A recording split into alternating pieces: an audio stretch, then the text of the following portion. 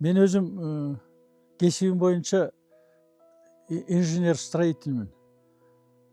Анан азыркы убакта инженер-сметчик, технадзор, анан оценщик болуп иштейм да, независимый.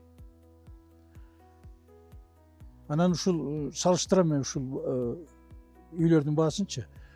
Ушул 190-200 квадраттуу кирпичтен салынган үйлөр бир 150-200 миң долларга чыгып кетет. А бул сип панель менен салынган үй ашып кетсе бир 50 доллар болот экен.